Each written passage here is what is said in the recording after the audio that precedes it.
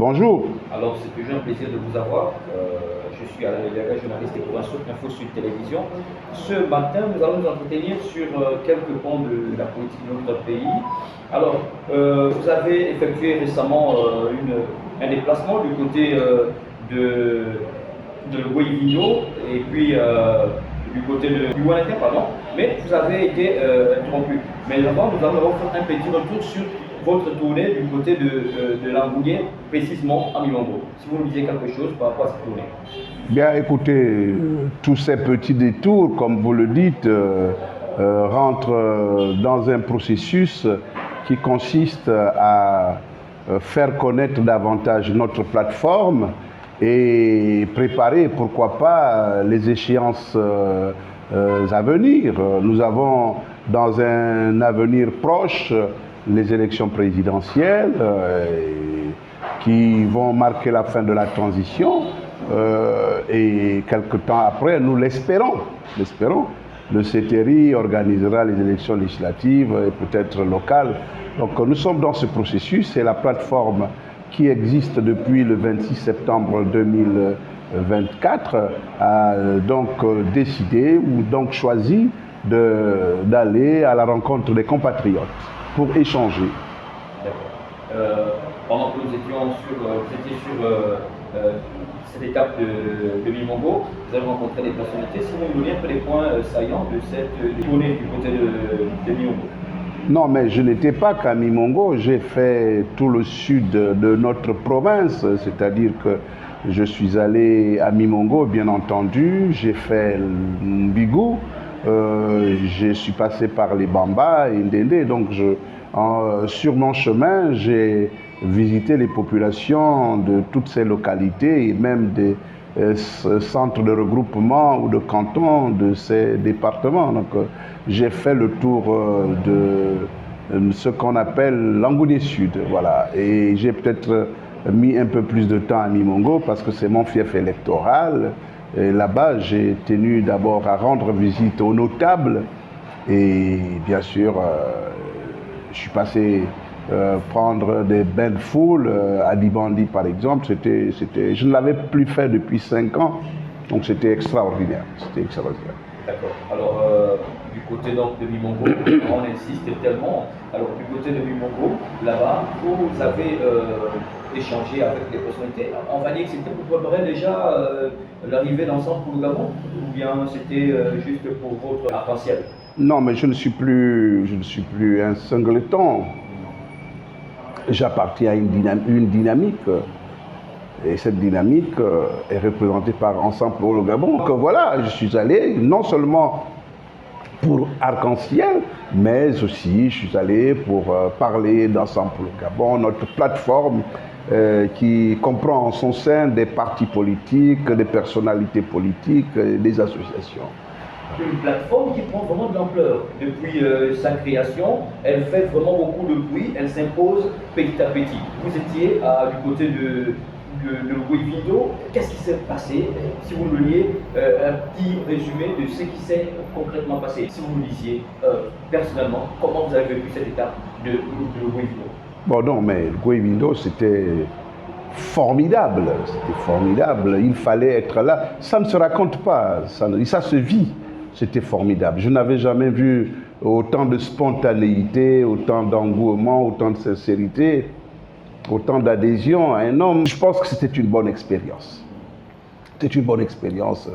Voilà, nous avons vu une population qui était heureuse de rencontrer son fils ou ses fils. Et nous avons vu un fils qui était absolument excité d'échanger avec ses parents. C'était une très bonne expérience. C'est un nouveau concept qui a été mis en place par la plateforme Ensemble au Gabon, où vous allez directement rencontrer les populations. Elles vous posent des questions sans tabou, sans filtre. Alors, comment cela s'est vécu du côté de Guayaquil? Est-ce que les questions les plus pertinentes là-bas, c'était lesquelles? Non, mais il y avait des questions sur le personnage, sur la personnalité du président de la plateforme, Alain-Claude Billy-Binzé, bien sûr, sur son passé, sur ce qui lui était prétendument reproché. Mais bon, il a su tirer son épingle du jeu, d'abord pour donner une autre version de ce qui était répandu dans l'opinion, et puis de creuser son sillon. Non, mais c'est une expérience absolument fabuleuse. Ça s'est très bien passé. Vous êtes un homme politique aguerri. Vous avez vu comment l'ancien Premier ministre s'est entretenu avec ses populations. Est-ce que vous pensez qu'aujourd'hui, Alain Claude Bilibi, candidat à la présidentielle d'avril 2025, sera très bien accueilli dans sa province? Non, mais il a son mot à dire. Il a son mot à dire. Il faut éviter d'être, de faire preuve d'un optimisme béat. Mais c'est un monsieur qui a de la ressource et il peut compter sur ses 35 années d'expérience politique. Non, je crois qu'on ne peut préjuger de rien du tout, mais ce qui est sûr, c'est qu'il a sa place dans le Goïvido et je crois même que Alain Claude Bilibi ne se comporte pas comme un gars de Goïvido, il se comporte comme un Gabonais. Dans son style, dans sa façon d'être, dans sa façon de dire les choses, c'est un Gabonais. Et il séduit l'auditoire. On a vu que les populations ne voulaient pas s'arrêter, les questions abondaient toujours et toujours. Alors, nous, après donc, le Goïvido, vous avez donc continué votre périple du côté de Mizik et là-bas. Il y a un groupe d'individus qui ne voulaient pas que vous puissiez donc dire la vérité à ces habitants du Wellington. Non, c'est pas vrai. C'est pas vrai. C'était un petit groupe d'excités, mais écoute, l'affaire s'est très vite tassée. Je pense qu'ils avaient des problèmes à régler, non pas avec Ensemble pour le Gabon, mais peut-être avec certains membres de cette plateforme, mais ça s'est très vite passé. Et puis, il ne faut pas dramatiser les choses. Nous sommes un pays foncièrement tribaliste. Moi, je suis Massango, vous êtes Akele. Et ce sont les enfants de 90, peut-être, ou de 80, ou de 2000, qui ne connaissent pas les réalités du Gabon. Vous avez vécu la Coupe du Gabon? Vous avez vu la passion de la Coupe de l'indépendance? Vous avez vu les championnats scolaires et universitaires?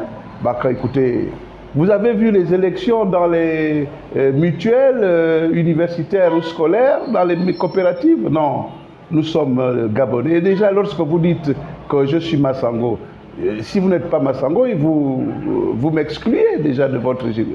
Donc il faut que cela soit fait dans les limites de l'acceptable, en acceptant nos différences, et bien sûr en comprenant que le Gabon est une mosaïque de culture. Et puis voilà, mais ceux qui veulent utiliser ça à des fins politiques, bon, ça c'est leur affaire. Nous sommes tous issus de quelque part. Nous avons une tribu, nous avons une ethnie, nous avons une coutume, nous avons un clan. Donc il ne faut pas extrapoler, il ne faut pas exagérer, il ne faut pas faire peur. En fait, là, ce sont des calculateurs politiques, des politiciens véreux, hein, qui veulent bien sûr brandir l'idée d'un tribalisme qui, en fait, n'existe pas. Nous nous marions tous les samedis. Nous parlons de quoi? Les grands-parents payent, les maris payent l'adultère aux grands-parents. Ça veut dire quoi? Ça veut dire quoi? Nous payons la durée, ça veut dire quoi? Nous payons la tenue du père et de la mère, ça veut dire quoi? Nous payons les enfants, ça veut dire quoi? Donc il y a des choses qui sont fondamentalement ancrées dans nos gènes. Et nous devons vivre avec, tout en sachant que la République est une et indivisible. Mais les deux ne sont pas incompatibles. Je suis Gabonais tout en étant Massango. Je suis de Langounier tout en étant du Gabon. Je suis de Mimongo tout en étant de la province de Langounier. Mais il y a des petits malins, bien sûr, ils ont fait croire au président du CTRI qu'il était populaire alors que ce n'est pas vrai. Et donc ils ont peur plutôt qu'ils se rendent compte avant l'heure de ce qu'il est floué tous les jours, on le trompe, ce sont des mafieux. C'est dommage, si je pouvais le voir, je lui dirais tous ceux qui sont autour de toi, sur 100%, il y a 90 qui sont des des mercenaires qui viennent pour l'argent, qui ne croient pas en ce qu'ils font. C'est tout. Et puis nous avons écouté quelques discours du président de votre plateforme. Il ne se reconnaît plus uniquement franc. C'est quelqu'un qui a maintenant l'esprit d'un Gabonais qui voit son pays. En fait, il ne voit plus uniquement le Guévido, qui ne voit plus uniquement Niti, mais qui voit le Gabon. Les prochaines étapes, ce sont lesquelles? Nous avons le Moyen-Ogooué, l'Angouni et la Nyanga, et dans une moindre mesure le Goé maritime avec la ville de Gamba. Voilà, c'est ce que nous allons faire à partir de demain. Voilà. Alors, déjà, qu'est-ce que vous pouvez dire aux populations de l'Angouni? C'est vrai que vous allez commencer par le Moyen-Ogooué. Que pouvez-vous déjà dire aux populations de l'Angouni qui vont vous recevoir? Peut-être un mot à leur endroit? L'Angouni est une terre d'accueil. L'hospitalité du peuple de l'Angouni est légendaire. Nous ne doutons pas un seul instant de l'apothéose, de la ferveur qui va régner durant ces journées d'échange. Je suis particulièrement intéressé de savoir ce qui se fera à Lebamba, à Bongolo, à Ndende, à Mouila, à Fougamou, parce que c'est chez nous.